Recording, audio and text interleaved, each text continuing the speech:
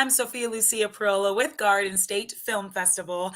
This year, March 21st through March 24th, 2024, you can come check out the 22nd annual Garden State Film Festival. 22 years, can't believe it. This year is going to be amazing as usual. We got 200 films coming from 14 countries, all different types of films. You can check them out in Asbury Park, New Jersey and Cranford, New Jersey. And one of the films you can check out is this really cool homegrown short film called Secret of the Strings Part 2.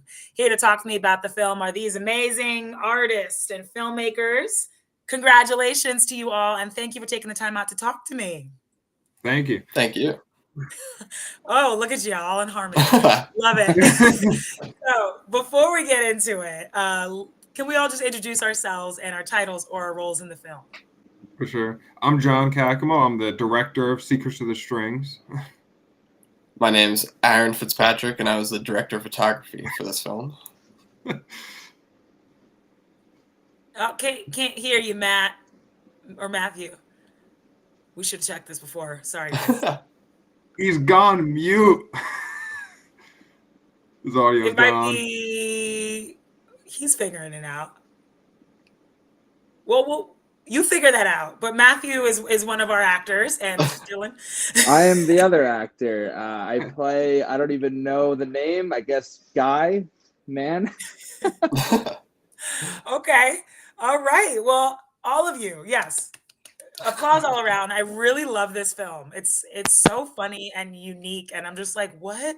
So, like, how did you come up with this idea? So, John, before I ask all my questions, can you tell everybody a little bit about Secret of the Strings Part 2? What's the film about?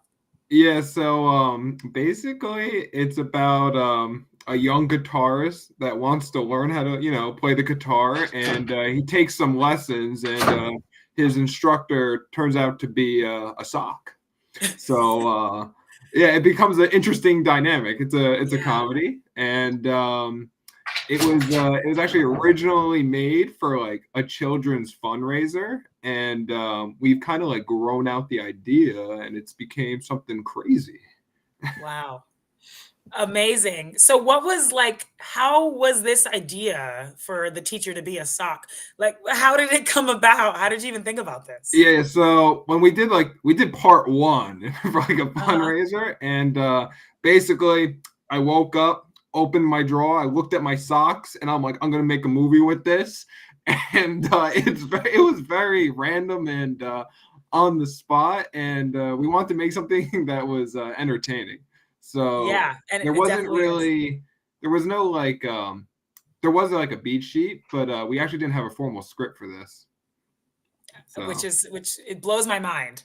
Yeah. I want to talk more about that after, but Aaron, how did you I know we've all worked together before. You were DP on this project. Why did you want to be DP on this, and what was it like filming? So yeah, it's funny because Dylan's also a DP, so we usually switch around and gap for each other and whatnot. But yeah, I think it was like the day before John sent me a text. It was like, hey, we're making this short film. They're right down the road from my house, and he was like, you want to be involved? And I was like, yeah, sure, of course. Anytime John's involved, it's always going to be some sort of adventure with what we're shooting. So yeah, he said there's no script. We're just going to show up. Original plan was like, hey, we're shooting for like 4 hours, whatever. So we go down to the art factory in Paterson, New Jersey, and they have like basically a cave. So John walks us in here, and we're like, it's just pitch black. There's barely any power in there or whatnot. So we just had whatever gear we could scrape together in our arsenal. And then, yeah, we were just like, he's like, here's the rough idea. And we just kind of bit by bit built it out. And then it started, get momentum, and we got the groove going. And we just riffing off each other, riffing off the actors, the action, and just kind of swung it. I don't know. Like there's no plan, but it that's how like we like to work with each other. We all know each other like that. So we just kind of, took what we had, which is a big theme of like our group really. It's just whatever we can scrape together and just make it the best we can, and try and get a certain level of product. So yeah, we just, I don't know. It's just, we spent like 9 hours in that cave ultimately. It wasn't a 4-hour shoot. Wow. It became like so that was it, just that one day you guys shot this? It was one day. It was one day. It was also like 20 degrees in that cave. It was very cold. Yeah. It was 20 degrees, freezing. no power, no script, and you Yeah, pulled it so- off. Is this usual? Do you guys usually go in with just like, hey, let's shoot this film. We don't have a script. Let's go with the flow. No shot list. Is this like, have you done this before? This Occasionally. was actually, we've done a little improv, but this was the first time we wanted to try something completely off the books. Like we usually have a script, we usually have like extensive lighting plans, and like we'll spend months in pre-production, but we wanted to actually do like the complete reverse of that. Like what if we just make a film like organically and just make it up on the fly? And it was more like experimental in a way. So this was like a first for that.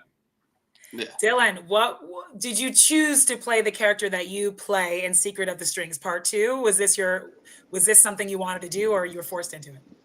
I like that. I think it's a little bit of both because, again, working with John, you never really know what you're fully getting into. I mean, like Aaron said, I'm also a DP. That's my main trade. I shot The Toy Maker, which John directed. That's prime example of, something that took months and months of pre-production. So this was like, you know what? We're all working, but we're not really making many films right now. Let's just all get together and have fun. So in that same kind of like fashion, I was like, oh, well, if we're just having fun, maybe I'll act in it. I'll try it. I never really acted before, just kind of went for it.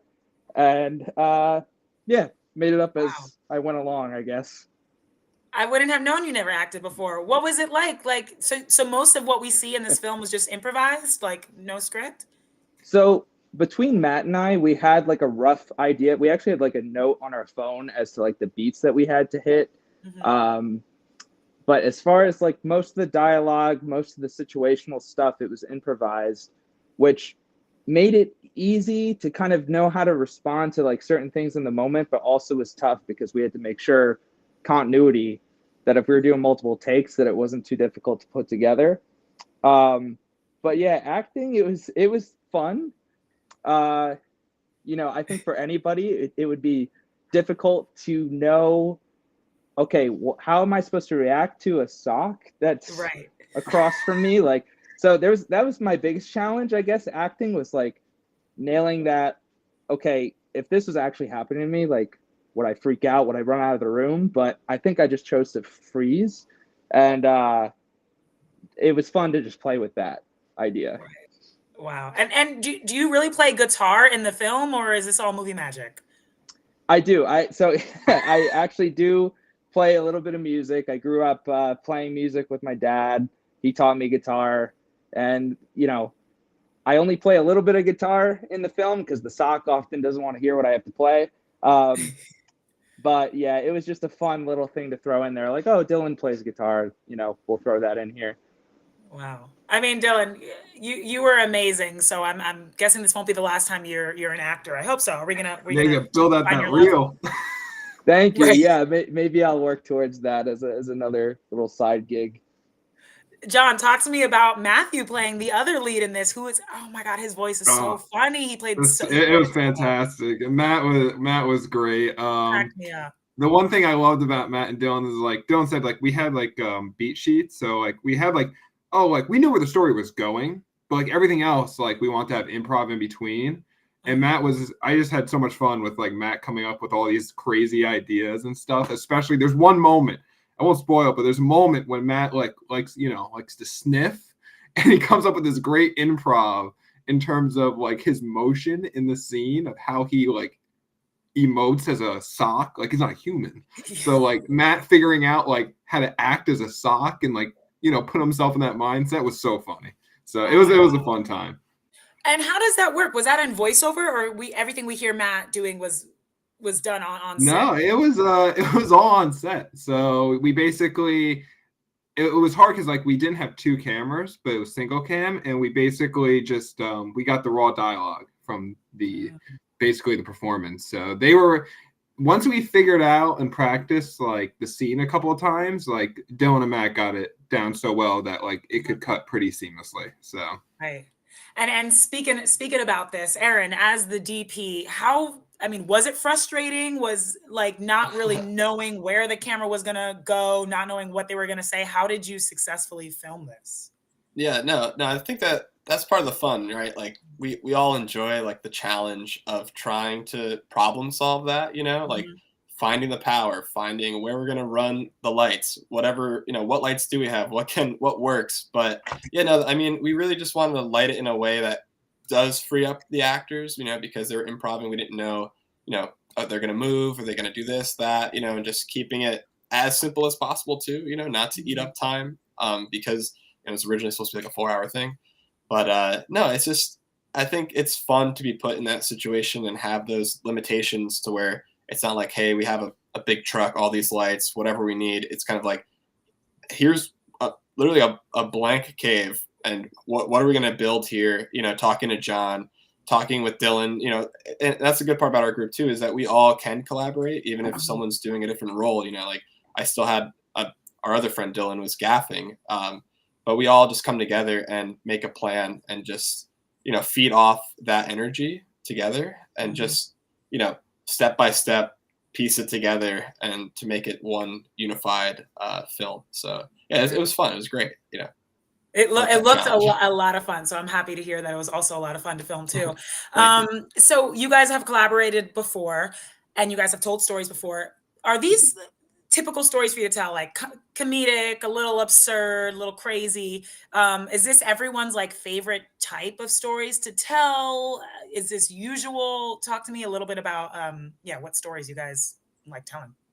Yeah, we've done a lot of like drama and like serious films throughout like college and like indie projects. Like we've done basically every genre. We didn't do too much comedy, so well, at least for me, I wanted to explore a different genre. So that's kind of the reason why this existed. Is I was like, I want to see if we did something outside of our comfort zone in terms of filmmaking. Wow. And what about you guys, Dylan and Aaron? Yeah. Yeah, they got a different experience than me.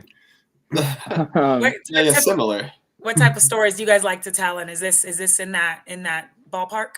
It's definitely different, right, Dill? I mean, me and Dylan have like a similar, in terms of DPing, we're usually shooting similar kind of pieces, which are more drama oriented, even music videos or commercial kind of stuff. So it is a little different to shoot these outlandish kind of stories that especially John and Matt can cook up. But we still do try to approach them similarly, try and light them in a serious tone, try and shoot them in a serious manner.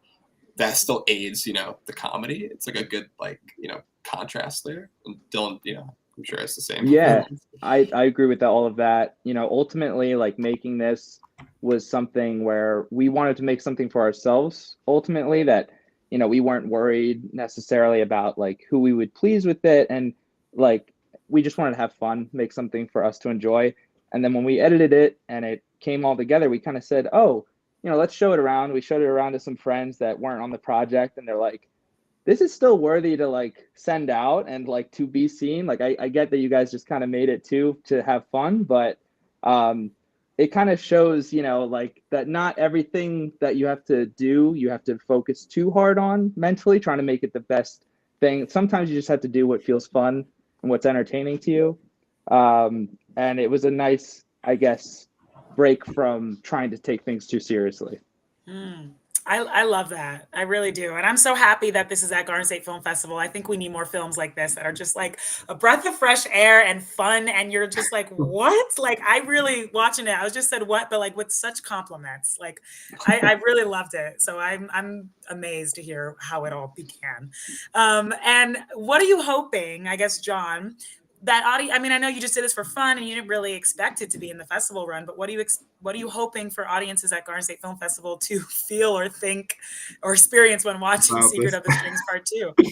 I think I hope that they enjoy it. I hope it's entertaining. Like that's what we made it for, just to be like a fun, easy watch and like nothing like too serious or like too like long and drawn out. It's just supposed to be like a quick, fun world for the audience to immerse themselves in. So I hope they get a kick out of it. We'll see, I guess. And are we planning a part 3? I know there was a part 1, this part 2. Is there more? There's so me and Matt have already drafted because it just keeps on expanding. We drafted a short film for part 3, and we also have a feature that we might draft for this, but we'll see. I love hearing that. I am So, rooting for you guys. You got a new fan. Maybe this could be a franchise. Like, who knows? honestly, if I could see it. The sock. I'm just saying. You heard it here first. Yeah, this can go some places, guys. A great job again. I know Matthew couldn't stay, but I want to shout him out. He was hilarious, and you all love this collaboration. I can't wait to see more. Let me tell everyone watching how you can check out Secret of the Strings Part 2. It will be screening Saturday, March 23rd at 11:45 to 2 p.m. is that film block in Asbury Hotel. So definitely come check it out. Will you guys be joining us at the festival this year? Oh yeah. Absolutely. Yep. Amazing. Can't wait to see you guys in person. And thank you again for taking the time out to talk to me. And congratulations. Thank you so much. Thank you very much. Thank you so much. I appreciate it. Of course, my pleasure. See you guys. See ya. See ya.